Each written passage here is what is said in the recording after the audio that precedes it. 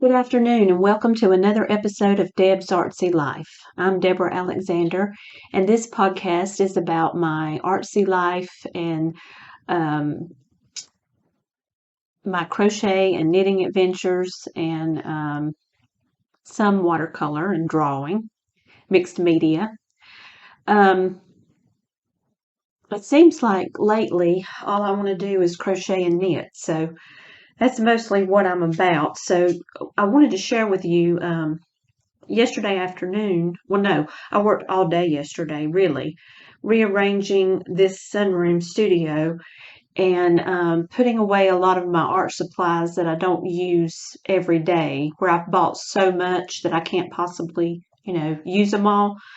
And so I've left out the main things that I'm most interested in using, and that would be the watercolors and colored pencils and a few markers, and just kind of consolidated everything in this room so that I could film tutorials in here. Um, and I've got some yarn in this room now, and so it's a combination of my two loves, yarn and art. So I want to talk to you a little bit about what I'm wearing. This is the wrap that I worked so very hard on for such a long time, but it's my first real knitted finished project. And I'm going to turn around. It's not really a shawl because I didn't go long enough, but I really like this length because it can just tuck up under your arms and just wrap around you on a cold afternoon like today. The wind's blowing and it's about, the highs are in the low 50s, but still it's kind of cool. A nip in the air. So I'm really pleased with how this turned out. And if you look at this texture, that's just where I had made a mistake or two and just decided to go with it and just keep adding different textured stitches on one side. So I really like how that turned out. And I wanted to show you, I had this much yarn left, just like a little ball of this color at the end, because I wanted to stop before I, ran out. I didn't want to play yarn chicken, so I stopped at a good point, I think. And I had just a little bit left, and I was working on this, and I thought that would go beautifully with that yarn, with those squares.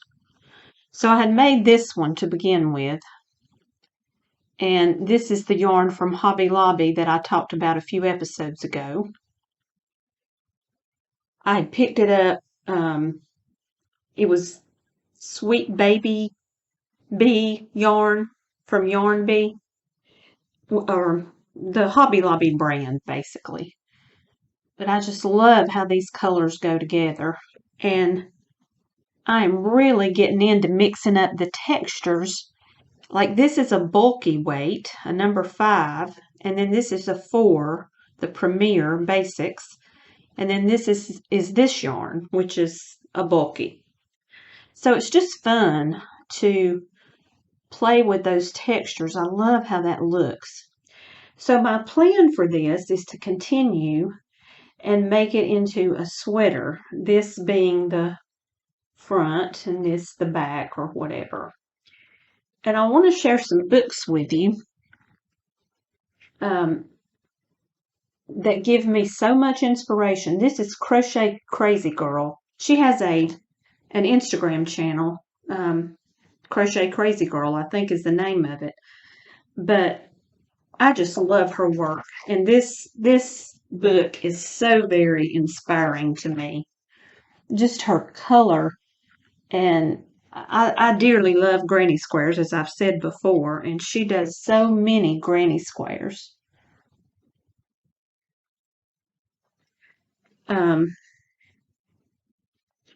Frida Kahlo, I think is how you pronounce it. I really don't know. Kahlo. But her book is just so inspiring, to me at least. And here is her information inside the book. Crochet Crazy Girl on Facebook and on Instagram. Her name is Wendy Erasmus. Erasmus? I don't know how you say it. But anyway, colorful traditional crochet. And I guess that's what I love the most. But what I was going to show you is, if I can find it again, hold on, the sweater that I'm kind of basing what I want to make on. I don't know that I'll follow her pattern exactly, but here it is. Sorry about that. But I'd like to make that into a granny square sweater. Kind of like that. I've never made one before, but I'd like to try it. And I like her pattern because it's very, I don't want to say simplified, but it kind of is. It makes it a lot simpler and easier to follow. Just like here, she'll say round 11 through 15, repeat round 6, repeat round 10. And she explains it in terms that I can relate to. It says, I joined as you go on the last round of my back panel. On the top of your jersey, join 9, 3 double crochet clusters on the left, and 9 3 double crochet clusters on the right. I mean, it's just, and then she goes, do the same for the shoulder opening. So she just makes it easy to follow and simple, I think. But not only that, but just looking at these pictures, I could just sit on the couch in the evenings and just, just indulge. Here's her picture. And I have her other book. This is Crochet Crazy Girl Colorful Traditional Crochet. I think this might be the first one I got, My Colorful Life.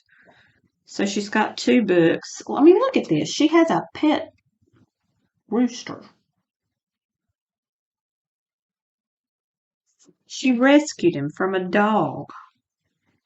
And she has pictures of sheep. And she's from, I believe, Australia. But I just love her patterns. I really do. And I love the granny squares. Look at that. So just wanted to share those with you. And that's kind of the inspiration for what I want to do with this. So we'll see how that goes. And I may do that with the other that I was going to make into a bag. I think I showed you my bag, and then I had 2 more squares. I may do a sweater with them. I'm getting into that. I have worked all week at night while I watch TV on this knitted shawl. I talked about it in my previous episode. But knitting takes so very much time. But I still love it. I love the texture and the color, and it's just so different from crochet. But I just love it. And if you think about it, a handmade, or what do you call it? A craft like this shouldn't really be rushed, should it? We're so, this day and time we want everything to be instant gratification. But handiwork like this is meant to be slow, I think. And I've just so enjoyed the rhythm of this and the knitting of it and the simplicity of this pattern. It's just, you just increase on one side and it's just garter stitch. So I've enjoyed this tremendously. And I love this yarn. And I love this little basket I made that fits it perfectly. You don't have to worry about it, falling all over the floor and getting all wobbly and messed up. So, the other thing I've worked on is this sweater. I've almost got it to the right length, and then I'll start adding the sleeves. I'm so anxious to get this done, but the way I work, and I've come to accept this as just how I am, is I have to have several projects going at once. And sometimes I'm in the mood to crochet, and sometimes I'm in the mood to knit, and sometimes I'm in the mood for a certain color palette, and then sometimes I'm in the mood for another. So anyway, I am making progress, but it's slow progress, and I'm okay with that because it's not quite cold enough for this yet, but it will be soon. Okay, I got a lot to share with you today. The next thing I want to talk about is this wonderful thing that hold on just one sec. I was steeping the tea with the lid, and the lid's all wet. So this beautiful, beautiful piece of pottery. Look at that.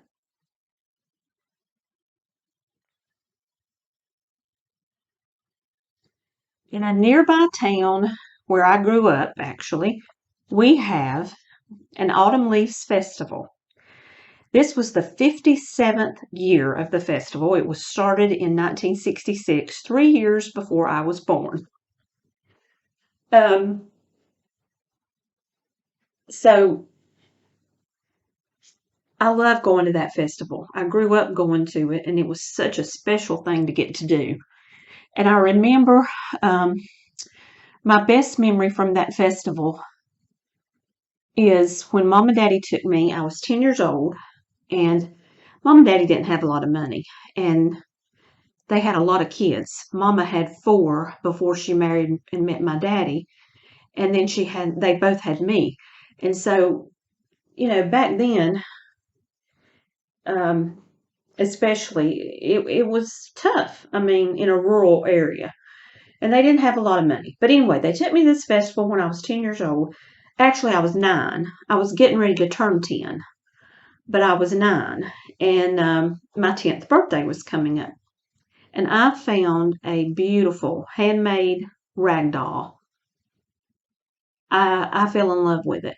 I wanted it so bad. It had yarn hair, braids, and it was pink and white gingham of all things, which I wasn't a real pink girly girl, but I just loved that doll because it was handmade. I'd always been drawn. Ever since I was a little girl, I've always been drawn to handmade things. And so Mom and Daddy, I don't remember. I think they told the lady that my birthday was coming up that had made this doll and was selling it. And she gave them a discount or something, but I got to go home with that doll, and I still have it to this day. And I would show it to you, but my husband's downstairs taking a nap, and it's downstairs in a box. My daughter played with it when she was a little girl, and she's now 27. So it has stood the test of time. It's still in great shape, except I think its original dress got lost somewhere along the way, probably by my nieces as they were growing up. But anyway, so at the festival, I met this lovely vendor, and she does the most gorgeous pottery. And what I love about this cup, and I just had to have it, one, it matches our new kitchen perfectly. I love cobalt blue. And a lot of times when you see the pottery makers, all the cups are basically the same, just the basic mug shape, coffee mug shape. Well, this is so unique because it's a teacup, and it's a deep saucer. And when I was a little girl, my granny used to pour my coffee out in a saucer like this, except it was a little bit deeper. And I would sip my coffee out of the saucer because it needed to cool, and that would help it cool faster. I was probably 3, or even younger when she did that. So I've been drinking coffee for a very long time. This is the Rubus chai tea that I told you about in a previous episode. The Numi Rooibos chai, which is the most delightful autumn tea, and it's caffeine free. I want to tell you about this lady, though. Her name is Sandra Horton, and the name of her business is Quilt House Pottery. I'm going to show you her business card, if it'll come in.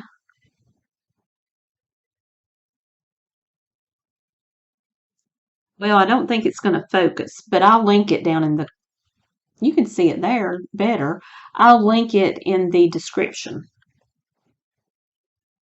Her website is quilthousepottery.com. But I want to share with you her, I guess this is kind of her bio or story that she included with my teacup. And the funny thing is, she only lives just a few miles from me. So, and I, of course, never seen her before. In 2008, I got this bright idea that I would create pottery like my best friend. If I got good at it, I could supplement my income and have extra money. At the time, I was a nurse at Joy Ranch, a Christian home for children. I built a house with my studio off to the side. When you walked out of my living room, you were in my studio. Life was good. When you think you have it all figured out, change happens. Due to budget cuts, Joy Ranch could no longer afford a nurse, so I had only 6 more weeks to work. Now listen, I began to pray and ask God where my next job was to be. I wasn't worried. I was a nurse, and even if I wasn't, I never had a hard time finding a job. Everyone was asking me where I was going, and my reply was, God hasn't told me yet. 6 weeks later, my job at Joy Ranch ended, and I had no idea where I was going because God had yet to speak to me. I went home. Excuse me, my dog wants to go downstairs. Let me go let him out. Hold on just a minute. You can make your videos, but life still happens. Okay. So I went home to a $1,200 per month house payment, plus all the extras like electricity, phone, insurance, etc. So I began to sit in my studio and turn clay. It was horrible, ugly stuff. I prayed while I worked. I still wasn't really concerned because God always has a plan. One night, God spoke to my heart, and this is what He said. Do not look for another job, and do not collect unemployment. And I said, okay, but all I have is my pottery. There's no other income except this ugly junk I'm putting out, and there's no way I'll be able to sell enough of this junk to make a $1,200 house payment, plus everything else. He said, yes, I know. You can't, but I can. So I booked 32 shows that year and worked. Never once did I get a payment, excuse me. Never once did I get a late payment notice or pay any bills late. I always pay my tithes first, bills second, and then I eat. It's always been that way. I've always had everything I need and then some. In that year, I watched God work in my life and understood God always has a plan. If you trust in Him completely, He will never let you down. Trust God with everything you have. He will never let you down. Psalm 32:8. And that was on her banner at her booth, Psalm 32:8. And when I read this, I was so mad at myself. And I wanted the faith that she had. Because I lost my job several years ago. Well, it's been about 8 years now, or 10. It's the first time I'd ever lost my job. And I'd always had health insurance. I'd always had a steady salaried income, and I love what I do. I am basically an executive secretary or administrative assistant and or office manager, those kind of titles. Well, when I lost my job, I was completely devastated. I was panicked. I had not been married long, and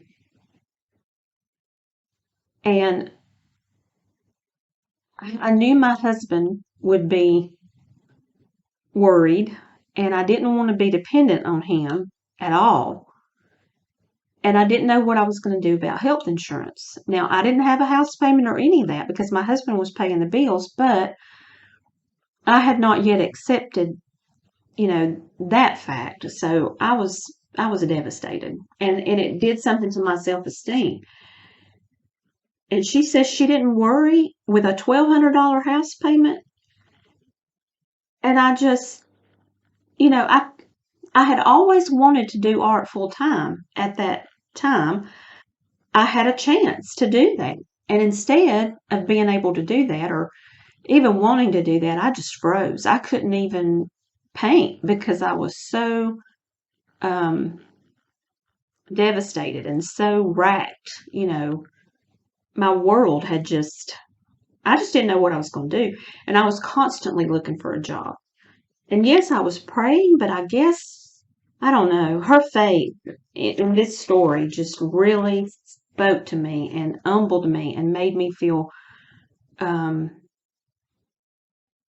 like, I wouldn't have that faith. I didn't have that faith when that happened to me. And yet, look what God did with her. I mean, this woman booked 32 shows and didn't even have anything prepared for those shows. Think about that for a minute. I couldn't even book a show at the recreation center in November because I was panicking so bad. And my husband says you can't compare yourself to other people, but I'm so inspired by this lady's faith and God blessed it. And she's got this amazing business, and that's all she does. But I didn't have that faith, and I still don't. But I think part of my problem is I sabotage myself. I question everything. I overthink everything. I don't know if you guys have that or not, but I think, my goodness, this woman booked 32 shows and didn't have anything, and she just, she booked them in faith that she would have the product to make, and according to this, she didn't stress about it. I mean, I was making bags like crazy and ornaments, and I was stressing thinking I wouldn't have enough for a booth. I don't know. I'm just telling you that, and maybe you have the same problem, but I just give this lady so much credit. And it was such an honor to meet her. Sandra Horton, you are awesome, and I want to be like you when I grow up. Um, I've always thought, I would love to create full time. That is my lifelong dream, and yet it would scare me to death at the same time because I depend on that health insurance that's provided by my employer, and the thought of not having that scared me so bad. I mean, I just couldn't deal with it, and I just felt like everything was falling out from under me. So anyway, just thought I'd share that with you, and I hope it encourages and uplifts you, and I pray that I'll have more faith in the future. But she sure makes some gorgeous pottery, and I absolutely love this, and I'm so grateful that I found her and that I bought it. Now, I am going to end this video because I'm going to start another one and tell you some more things, and I have a premiere yarn haul for you. So I'll see you in the next one. Thanks.